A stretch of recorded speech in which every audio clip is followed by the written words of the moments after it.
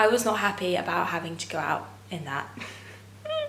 But in the end, I actually quite enjoyed it. It was a bit of fresh air for me, you know. I'm always stuck in the kitchen. Had to get some emergency supplies, meaning milk. I'm making some vegan cakes today. I normally use soya milk in all my vegan cake recipes, but this one can't have any soya in. So I'm going to try out some of this Alpro oat milk. I've never tried oat milk in my life, but I've heard good things about it, and I think it'll be absolutely fine as a substitute in my cake. So we'll test it out and see how it comes out. Okay, so give this a little shake. It says that it's new.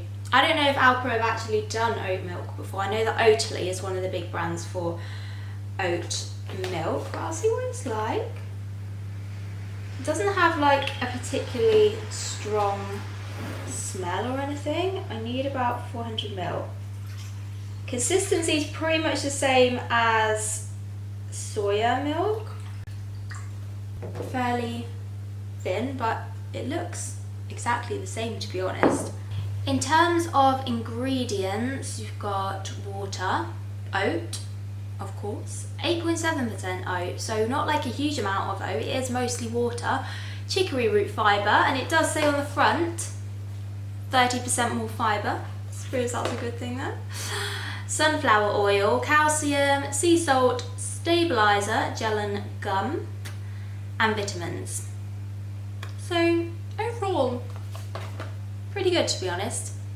I'm just going to sub this in my recipe as normal. I'm using the unsweetened version as well. That's what I normally use when I'm using soya milk, because at the end of the day, the cake's already got sugar in to sweeten it, so we don't want it to be like too sweet or anything, and it might change the chemistry of it if we're adding too much sugar to our cake.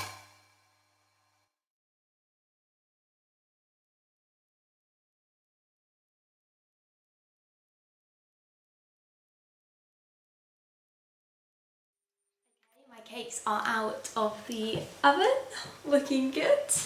Don't worry, they've not come straight out the oven. I'm not that hardcore. So they look pretty much the same, to be honest. I would say they've browned more on the top, but that's not necessarily due to the milk, to be honest. It might just be because I baked them for a little bit longer, but they've risen well. They smell the same, so I'm pretty happy with that. I'm now just going to compare this oat milk that I've used with the regular soya milk that I would use. To be honest, I think they're pretty similar. Both have water as the main ingredient. Obviously this has got oats rather than soya beans, and both have the stabilizer as gel and gum and the added vitamins. It's really just this oat milk that has the chicory root fibre and sunflower oil. However, it doesn't contain a huge amount of fibre, but twice the amount of fibre than the soya milk. In terms of the other nutrition, this one's got carbohydrates. This has virtually no carbohydrates in the soya milk. And sugars, same. Sugars would be the main thing I would think that would like affect the cake, but there's basically no sugar in either of them, so that's not really a factor. But other than that, it's pretty much the same, so you can sub one for the other. It's not going to make a huge difference to your recipe. Obviously it does depend what you're using, and I would say always go for the unsweetened one if you're making a cake. There are loads of other milks available, like dairy-free milks now. There's all the nut milks, almond milk, cashew milk, hazelnut milk.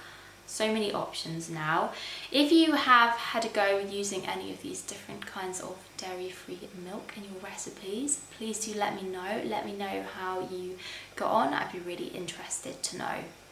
I really hope this video is helpful for you guys. If you did like it, please do give me a thumbs up and subscribe to my channel. That would mean a lot, and it means I can keep creating content like this. If you have any questions or video suggestions for me, please do pop them in the comments below, or come and say hello to me over on Instagram. Thank you so much for watching, and I'll see you next time. Bye!